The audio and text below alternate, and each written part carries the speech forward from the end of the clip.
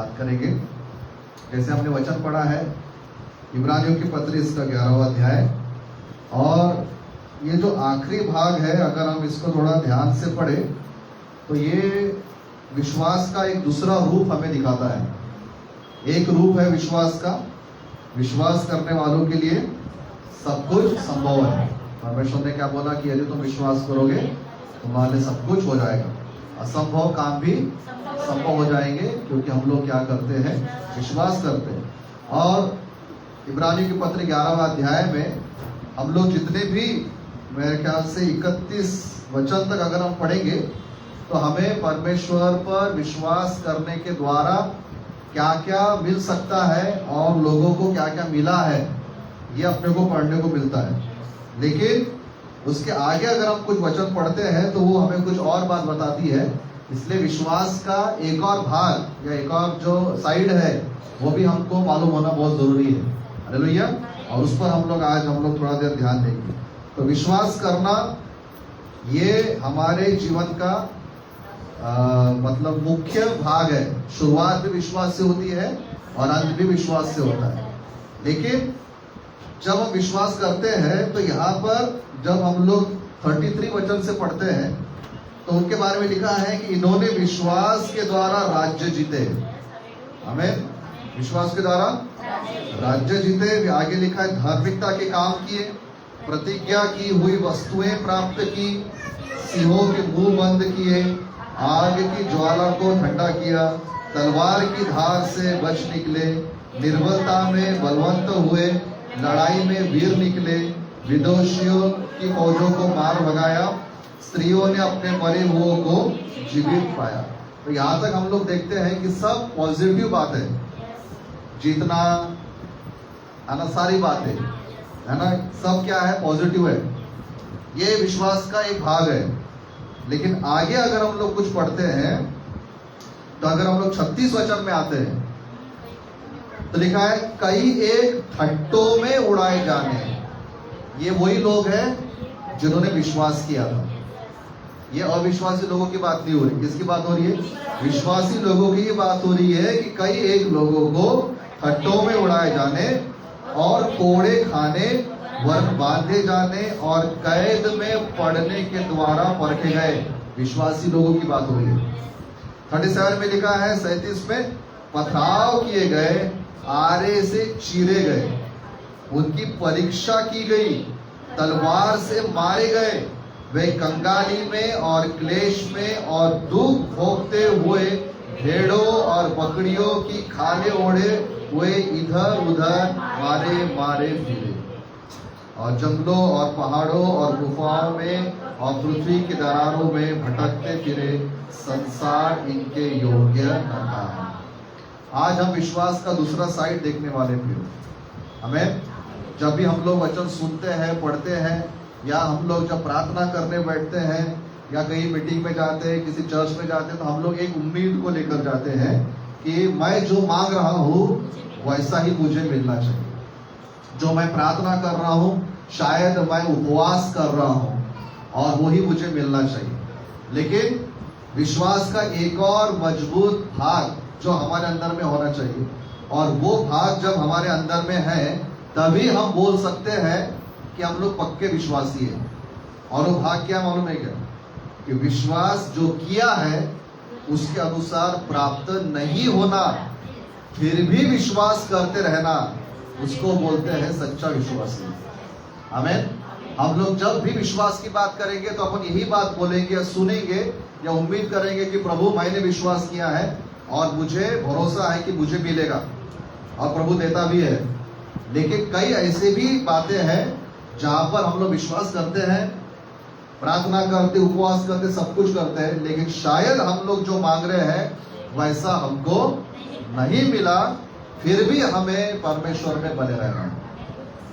Hallelujah. और ऐसे समय में शायद शैतान या लोग या हमारे रिश्तेदार या हमारे लोग हमको आकर ये बोलेंगे, क्या मिला तुमको प्रभु में आके, क्या मिला तुमको परमेश्वर पर विश्वास करके। आज किसी को बीमार पड़ने दो हमारे परिवार में, ठीक है, और फिर हमारे जो रिश्तेदार है वो आकर बोलेंगे तू तो बहुत चर्च जाता है ना, तू तो बहुत प्रार्थना करता है, तू तो बहुत यीशु यीशु करता है कि नहीं, कि तेरे जीवन में ये दुख क्यों आया? है ना, मतलब सीधा सा उनका कहने का अर्थ ये है कि अगर तू प्रभु का है और सही में अगर परमेश्वर इतना अच्छा है, तो फिर तेरे जीवन में किसी भी प्रकार की दुख, परेशानी, बीमारी, चिंता नहीं आना चाहिए। तेरा सब कुछ अच्छा अच्छा ही दिखते रहना चाहिए।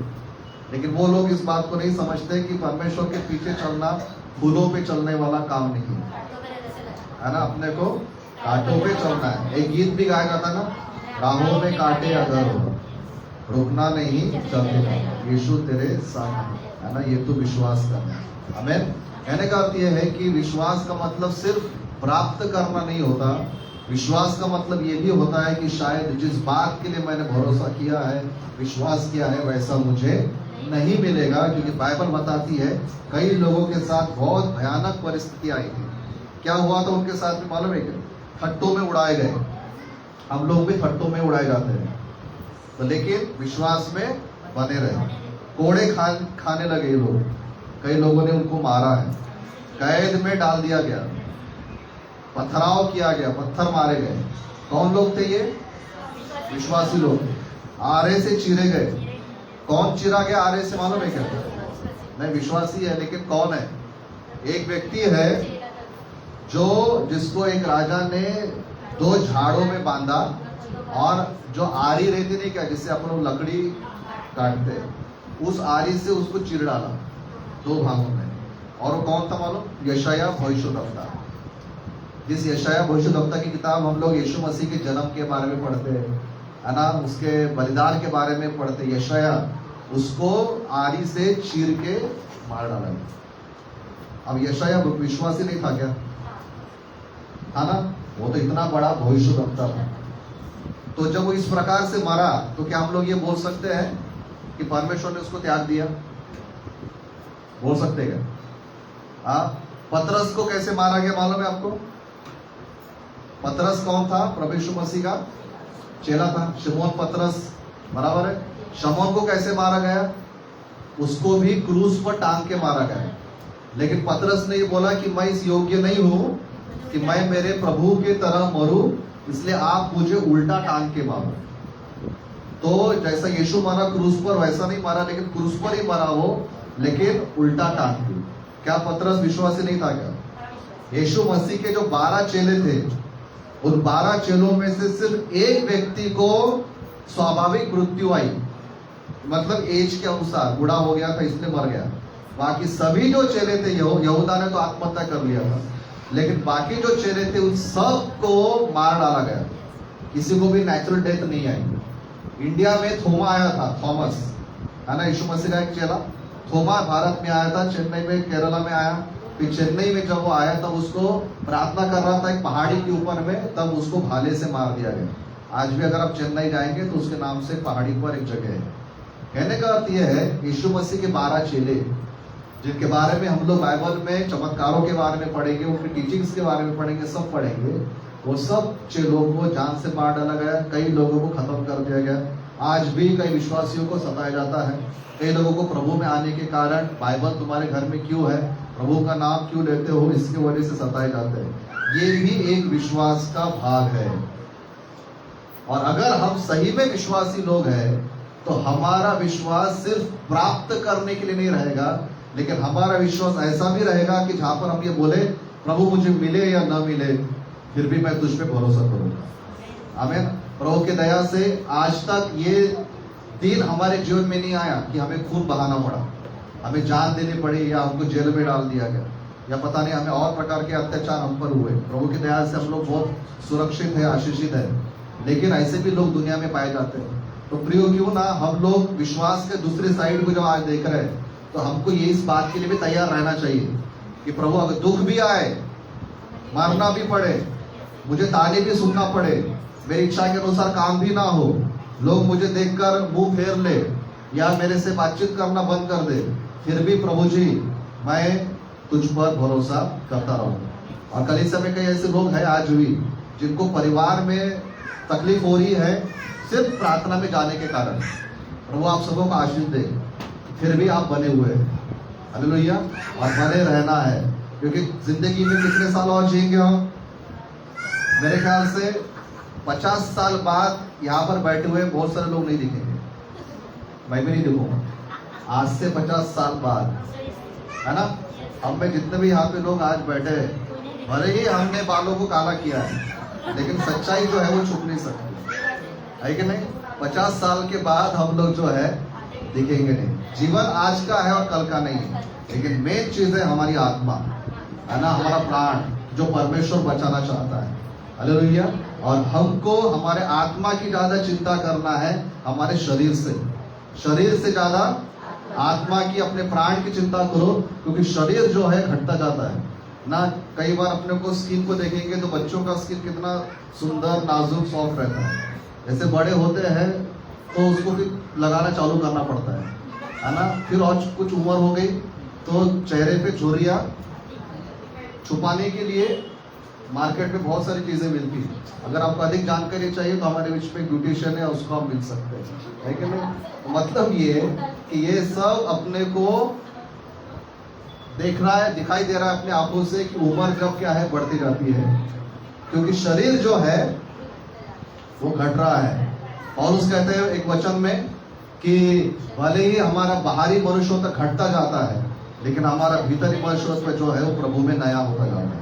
हालेलुया। इसलिए विश्वास का एक और पहलू हमें को ये देखना है कि तकलीफ रहे तभी भी अपने को परमेश्वर में बने रहना है, अपने को विश्वास करते रहना है, अपने को आगे बढ़ना है। हालेलुया, है ना। कई लोग शायद ये सोचते होंगे कि मैं प्रभु को छोड़ दूंगा तो शायद मेरे जीवन में तकलीफें बंद हो जाएंगी, क्योंकि प्रभु के कारण जो तकलीफें आ रही है वो तकलीफें आना खत्म हो जाए। लेकिन हम उन लोगों को भी पूछे जिनके जीवन में प्रभु नहीं है, उन लोगों को अगर हम उनसे बात करें कि जिनके लाइफ में परमेश्वर नहीं है, क्या वो सुखी है? क्या उनके जीवन में सभी सुख के दिन आते हैं?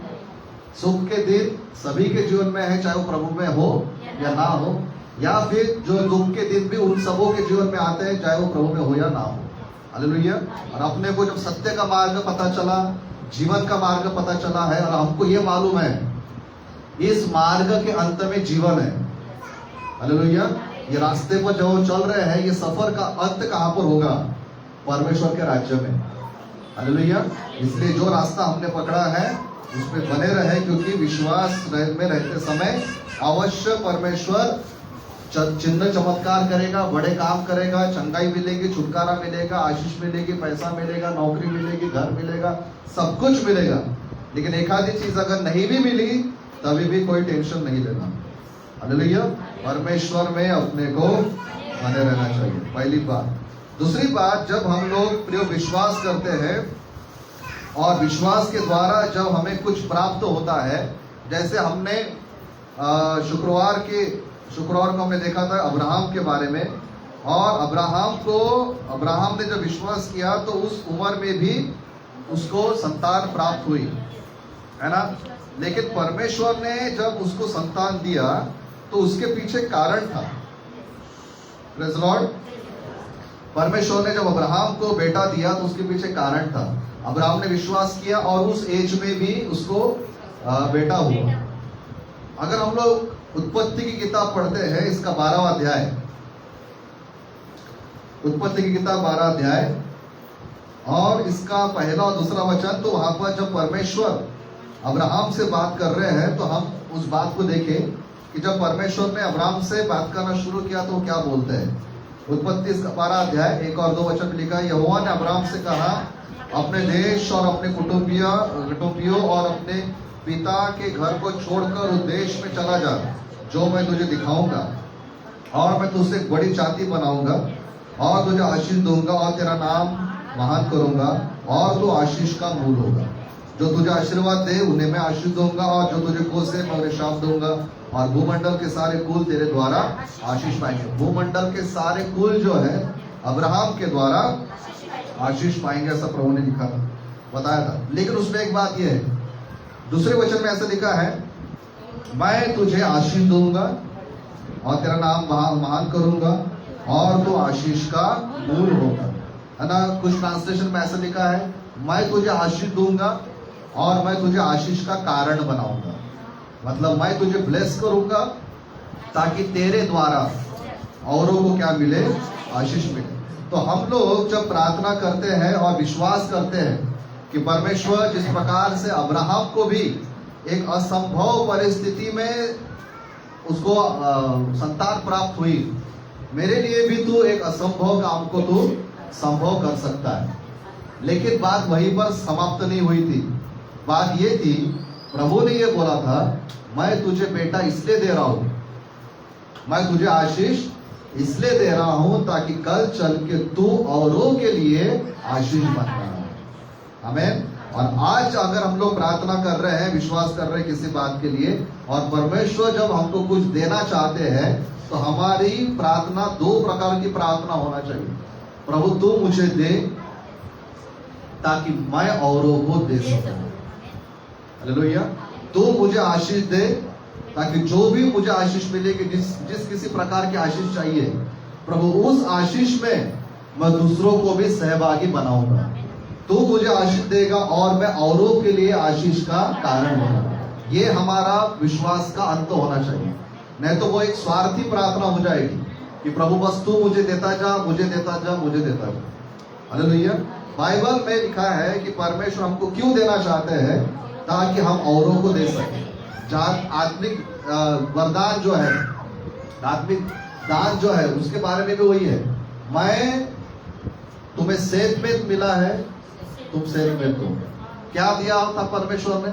चंगाई का वरदान, है ना, आशीष देने का वरदान, मुर्दों को जिलाने का वरदान, है ना, और छुटकारा देने का वरदान। प्रभु ने क्या बोला? मैंने तुमको फ्री में दिया है और तुम भी उसको फ्री में देना। और इसलिए दान वरदान जब काम करते हैं तो किसी ने भी पैसे नहीं मांगना चाहिए। हालेलुया। आशीष देने के लिए पैसा नहीं मांगना चाहिए। किसी पर चंगाई के लिए अगर हम प्रार्थना करना चाहते हैं, कोई आएगा हमारे पास, मैं आज बीमार हूं, आप मेरे लिए प्रार्थना करो, तो उस प्रार्थना का पैसा नहीं मांगना चाहिए। हालेलुया। कोई दुष्ट आत्मा ग्रस्त आता है, वो किसी प्रकार से हमसे सेवा मांगता है, तो हमने उसके लिए पैसे नहीं मांगना चाहिए। और आजकल ऐसे भविष्यद्वक्ताओं से बच के रहना, जो आपको बोलेंगे कि हमारे अकाउंट में इतना पैसा डालो, आपको ये आशीष आज रात को 12 बजे तक मिल जाएगी। जैसे वो ऑर्डर नहीं देते अमेजोन पे, है ना, डिलीवरी, कैश ऑन डिलीवरी होता है, या पहले कैश भेज दो, हम आपको सामान भेज देंगे। आजकल सेम डिलीवरी लोग आशीष की कर रहे हैं। आप हमारे सेवकाई के अकाउंट में पैसा डालो, हम आपको प्रार्थना करेंगे और 12 बजे तक आशीष मिल जाएगी। ये बात मैं भी मानता हूं कि सेवकाई करने के लिए पैसों की आवश्यकता होती है, लेकिन आशीष बेचकर कभी सेवकाई के लिए पैसे नहीं कमाए जा सकते। भले हम लोग ये बोल सकते हैं कि अगर आपको लगता है, ठीक है, कि मैं आपके लिए प्रार्थना कर रहा हूं, तो आप मेरे सेवकाई में पैसा भेजो, क्योंकि मुझे उदाहरण के लिए टीवी चैनल चलाना है, या मुझे, ठीक है, सेवकाई करना है, मीटिंग है मेरी, तो आपकी अगुवाई होती है, तो आप जरूर मुझे दान, डोनेशन दे सकते हैं। वो बात अपन समझ में आती है। लेकिन अगर कोई ये बोले कि मेरे अकाउंट में पैसा डालो मेरे सेवकाई के, तो उसके वजह से फिर मैं क्या करूंगा?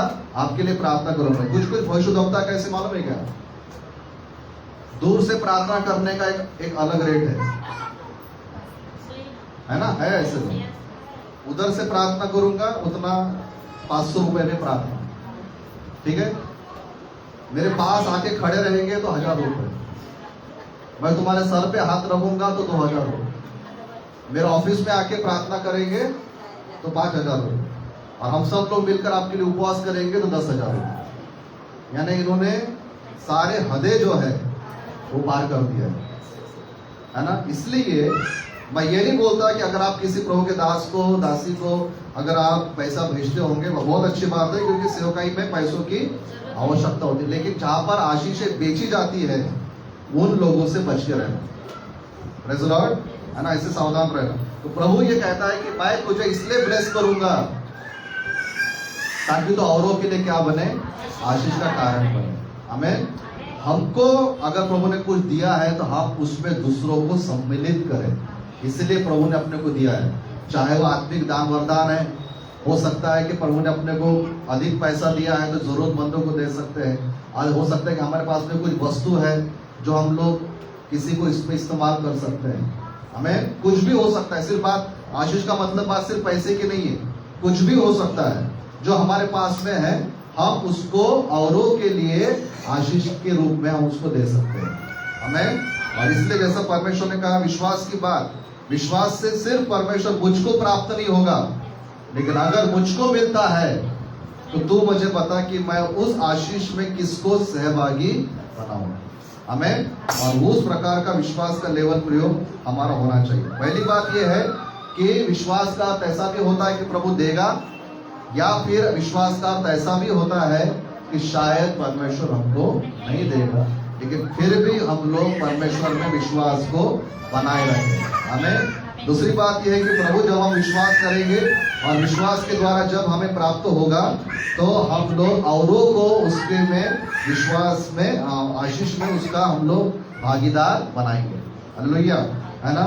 और तीसरी बात यह है कि जब हम लोग विश्वास करते हैं तो विश्वास का अंत में एक ही मकसद होना चाहिए कि प्रभु जी मेरे विश्वास के द्वारा केवल तेरी ही महिमा हो।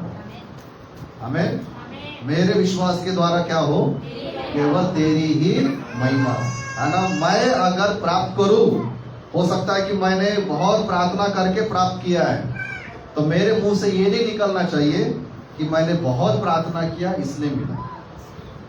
Praise the Lord. ये हमारे मुख से नहीं निकलना चाहिए कि प्रभु मैंने 40 दिन उपवास किया था इसलिए मुझे मिला। तो घमंड कहाँ पे जा रहा है, को देंगे है या जो भी प्रभु के दास है दासियां है उनको अपन लोग देंगे, है ना। जैसे हमने किसी को फोन किया या किसी को बोला था, उन्होंने किया, ठीक है, हम लोग उनकी तारीफ के रूप में अपन लोग बोल सकते हैं, लेकिन महिमा केवल और केवल परमेश्वर को मिलना चाहिए। हमें, चाहे वो कितना भी बड़ा भविष्यद्वक्ता रहे, चाहे उनकी कितने भी बड़ी सेवकाई रहे, हजारों लाखों लोग रहे, ठीक है, वो भी अंत में क्या बोलते मालूम है क्या, हम कुछ भी नहीं करते। पिछले दिनों में मैं प्रभु के दास का इंटरव्यू सुन रहा था जो भारत में बहुत बड़े पैमाने में अभी इस्तेमाल हो रहे हैं। उन्होंने ये बोला कि मैंने कभी भी लोगों को नहीं बोला कि मेरे फैन बन जाओ, ये उनके खुद के शब्द है। मैंने कभी भी लोगों को नहीं बोला कि तुम मेरे फैन बनो, मेरे को इतना ये करो, मैं कुछ भी नहीं करता। वो खुद अन्य जाति समाज से आए और उन्होंने अपना जीवन प्रभु को दिया, उन्होंने सेवकाई चालू की, काम होते चले गए और लोगों ने क्या किया, इनको ही ऊपर उठाना चालू कर दिया। उन्होंने बोला कि मैं कभी भी मेरे लोगों को नहीं बोलता हूँ कि मुझे आप ऊपर उठाओ या मेरे लिए ऐसा ऐसा करो, जो करते वो लोग करते हैं, मैं उनको समझाता हूँ, लेकिन मैं मेरी मिनिस्ट्री की सारी महिमा आदर परमेश्वर को ही देता है। हमें, हमको एक याद रखना है बात, चाहे हमने 40 दिन उपवास किया है या नहीं किया है, चाहे हमने रात भर प्रार्थना किया नहीं किया, कैसे भी करके अगर हमको मिला है तो हमको हमारे विश्वास के द्वारा प्राप्त किए गए आशीष की महिमा और आदर सिर्फ और सिर्फ अपने को परमेश्वर को ही देना है। हालेलुया, है ना। किसी भी दास को नहीं, किसी भी दासी को नहीं, किसी भी भविष्यद्वक्ता को नहीं, किसी को भी नहीं। हालेलुया, सारा आदर महिमा किसको मिले, परमेश्वर को ही मिले। क्योंकि मालूम है कि आदर परमेश्वर को क्यों हमने देना चाहिए, क्योंकि दास लोग क्या करेंगे, ज्यादा से ज्यादा प्रार्थना करेंगे, बराबर है। परमेश्वर अगर ये बोले मैं नहीं देता उत्तर, तो चाहे वो कोई भी रहे उसको मिलेगा क्या, क्योंकि ये भी मांग रहा है और वो दास भी मांग ही रहा है, दोनों मांग रहे हैं। दास दे नहीं रहा है, भविष्यद्वक्ता दे नहीं रहा है, भविष्यद्वक्ता भी मांग रहा है। और अगर परमेश्वर ये बोले मैं नहीं देता, कितने भी बड़े भविष्यद्वक्ताओं को लाओ, तुम 40 दिन क्या 80 दिन उपवास करो, मैं देता ही नहीं, तो कुछ भी हो नहीं सकता। इसलिए होता है वो उपवास की वजह से नहीं हो रहा है, उसकी प्रार्थना की वजह से नहीं हो रहा है, परमेश्वर अच्छा है इसलिए देता है। हालेलुया, इसलिए अंत में महिमा केवल और केवल परमेश्वर को ही हमको देना है। हमें, इसलिए 3 बातें आज हम लोग देख रहे हैं विश्वास की। ये महीने में हमने विश्वास के बारे में हमने अध्ययन किया। आज की 3 बातें ये है, मिले या ना मिले प्रभु हम विश्वास करें। आप चर्च बदलते रहो, आज सबसे बड़ी बीमारी यही है ना, ये चर्च में नहीं मिल रहा क्योंकि ये चर्च में पावर कम है, हम दूसरे चर्च में जाएंगे क्योंकि वहां पे पावर ज्यादा है। वो ये भूल जाते हैं कलीसिया सेम रहती है, पावर परमेश्वर में रहता है। हालेलुया। मैं किसी को दोष नहीं दे रहा, लेकिन एक बात बता रहा हूं, उससे कुछ नहीं होने वाला। हम जहां पर है वहीं पर हमें आशीष मिल सकती है, अगर हम वहीं पर परमेश्वर की योजना के अनुसार अगर हम लोग चल रहे हैं। हालेलुया। वहीं पर अगर हम लोग उसके आत्मा में है, उसके वचनों में है, पश्चाताप करते हैं, सही जीवन जीते हैं, हमको वहीं पर आशीष मिलती है। हालेलुया। इसीलिए अपने को ये बात को ध्यान में रखना है, प्रभु जी तो दे या न दे, मैं यहां पर हूं, यहीं पर मुझे मिल सकता है, यहां पर मुझे नहीं मिल सकता। हालेलुया। पहली बात। दूसरी बात, हमको आशीष इसलिए दी जाती है ताकि औरों को हमारे द्वारा आशीष मिले। प्रभु तू मुझे कुछ भी दे, आमीन, उसमें मैं दूसरों को सहभागी बनाऊंगा। सिर्फ मैं लेकर बैठूंगा नहीं, लेकिन उसमें मैं औरों को भी सम्मिलित करूंगा। पुराने नियम में यशायाह 58 में जब हम पढ़ते तो वहां पे जो उचित उपवास के बारे में लिखा गया है, वहां पर ये लिखा गया है कि जब तू उपवास करे तो तेरी जो प्लेट है खाने की वो किसी और को देना, है ना।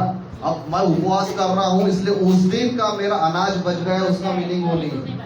उसका मीनिंग है कि खाना तो बना, लेकिन मैंने क्या किया, औरों को मेरा भोजन दिया। ये उपवास होना चाहिए। आमीन। मतलब हमारे आशीषों में हम लोग क्या कर रहे हैं, दूसरों को हम लोग सम्मिलित कर रहे हैं। और आखिरी बात ये विश्वास का कि सारी महिमा केवल परमेश्वर को। हमें चाहे हमने बहुत मेहनत से प्रार्थना किया है या किसी और ने हमारे लिए बड़ी मेहनत से हमारे लिए कुछ किया है, लेकिन उसका जो क्रेडिट है सिर्फ परमेश्वर को ही मिलना चाहिए, क्योंकि उसी से परमेश्वर प्रसन्न होते हैं। बाइबल बताते हैं परमेश्वर अपनी महिमा किसी के साथ में भी शेयर नहीं करता। आमीन। आइए अपने स्थान पर हम लोग खड़े हो जाएंगे। और इस माह में हमने विश्वास के बारे में बहुत सारी बातों को देखा है। हमें विश्वास करना है तो आत्मिक लेवल पे करना है, हमें विश्वास करना है तो शरीर के भाव में से बाहर आके करना है, हमें प्रार्थना करना है तो आत्मा की अगुवाई में करना है, हमें प्रार्थना करना है तो शरीर के भाव से नहीं करना है। हालेलुया। और विश्वास का अर्थ यही होता है प्रियो, कि जो है ही नहीं परमेश्वर उसका नाम ऐसा लेता है कि मानो वो है। और जब हम लोग शरीर के भाव से निकलकर आत्मिक भाव में आते हैं, उस स्पिरिट लेवल में जब हम लोग चलते हैं, तो जो आशीषें परमेश्वर ने हमारे लिए आत्मिक तौर से रखी गई है, हम उसको हमारे शारीरिक जीवन में लेकर आते हैं। हालेलुया। आइए हम लोग प्रार्थना करें और आज हम लोग यही प्रार्थना करें, परमेश्वर मैं तुझ पे सही विश्वास करूं, सिर्फ पाने के लिए ना करूं, सिर्फ लेने के लिए ना करूं प्रभु, लेकिन मेरा विश्वास तुझ पर इसलिए रहे क्योंकि तू मेरा उद्धार करता है, तू मेरा परमेश्वर है, तूने मेरे लिए जान दिया, तू मुर्दों में से जी उठा, तूने मुझे अकेला नहीं छोड़ा, इसलिए तूने मुझे पवित्र आत्मा दिया है। मैं धन्यवाद देता हूँ। और मेरा विश्वास ऐसा रहे प्रभु कि जब भी मैं प्रार्थना करूं तो शरीर में प्रार्थना न करूं, लेकिन मैं आत्मिक भाव से भर के पवित्र आत्मा की अगुवाई में मैं प्रार्थना करूं। जब भी मैं विश्वास करूं प्रभु, तो सिर्फ पाने के लिए नहीं, लेकिन औरों को आशीषित करने के लिए मैं विश्वास करूं। मुझे मिले या ना मिले, फिर भी मैं विश्वास करता हूं, और मेरे विश्वास की महिमा केवल तुझको मिलेगी। अनुग्रहकारी परमेश्वर पिता, आज हम अपने विश्वास को परखते हैं प्रभु, आज हम अपने आप को जांचते हैं, और हम लोग यही कहते पिता कि हमारा विश्वास सही तरीके का रहे। हम लोग पिता स्वार्थी विश्वास न करें, हम मतलबी विश्वास न करें, लेकिन हम मिले या न मिले निस्वार्थ विश्वास करने वाले बने, क्योंकि आपने जो हमारे लिए किया है वो पहले ही हमारे योग्यता से कहीं बढ़कर किया है। इसलिए हमारा विश्वास पिता निस्वार्थ रहे पिता, हम शरीर के भाव में से बाहर आ जाए और हम आत्मा के लेवल पर आए, आत्मा के स्तर पर आए प्रभु, और आत्मा के स्तर पर हम विश्वास करें, क्योंकि हम जानते शरीर आत्मा का विरोध करता है और वहां पर हमारा विश्वास डगमगाता है। इसलिए आज हम दुआ करते हम लोग आत्मा में चलने वाले बने। इस कलीसिया को आपके हाथ में सौंपते हैं। हर एक व्यक्ति का जीवन पिता शरीर के लेवल से निकल जाए, आत्मिक लेवल में आए, और हम विश्वास में मजबूत होते चले जाए। हम देखने वाले वस्तुओं के अनुसार नहीं, लेकिन हम विश्वास से चलने वाले बने। जैसा दिखता है वैसा नहीं प्रभु, लेकिन हम वचन के अनुसार समझ के चलने वाले बने। हम हर एक को आपके हाथ में सौंपते हैं। आज के दिनों में जैसे आपने कहा था कि जब मनुष्य का पुत्र आएगा तब मुझे विश्वास दिखेगा क्या। हम प्रार्थना करते पिता, जब भी यीशु मसीह आपका आना हो पिताजी, हमारे जीवित रहते समय या हमारे मृत्यु के बाद, लेकिन हम हमारे जीवन के अंत तक प्रभु हम विश्वास में पाए जाए। हमारे विश्वास की जहाज डूब न पाए पिता, लेकिन जैसे पौलुस ने कहा कि मैंने विश्वास की अच्छी कुश्ती लड़ा है, मैंने मेरा कार्य पूरा किया है। आप भी यही कहें कि प्रभु मैंने मेरे विश्वास की अच्छी कुश्ती लड़ा है और मैंने जय पाया है और मैं यीशु मसीह में मैं जा रहा हूँ। तो वो विश्वास हमारा होने पाए। हमारे को आपके हाथ में सौंपते हैं। इस सप्ताह के सारे काम, सारे सेवकाई आपके हाथ में देते हैं। मौसम का आपके हाथ में देते हैं। मदद कर, सहायता धन्यवाद के साथ उद्धार करता यीशु मसीह के पवित्र और मीठे नाम से मांगते हैं, आमीन। ये हमारे पिता जो स्वर्ग में है, आपका नाम पवित्र माना जाए, आपका राज्य आए, आपकी इच्छा जैसे स्वर्ग में पूरी होती है वैसे पृथ्वी पर भी। हमारे दिन भर की रोटी आज हमें दे। इस प्रकार हमने अपने अपराधों को क्षमा किया वैसे ही आप हमारे अपराधों को क्षमा करें और हमें परीक्षा में न ला परंतु बुराई से बचाएं, क्योंकि राज्य पराक्रम नहीं आपकी है, आमीन। हमारे प्रभु यीशु मसीह का अनुग्रह, परमेश्वर पिता का प्रेम और पवित्र आत्मा की संगति हम सबों के साथ सदा सदा बनी रहे, आमीन। Praise the Lord. हम सबको आशीष दे, आमीन।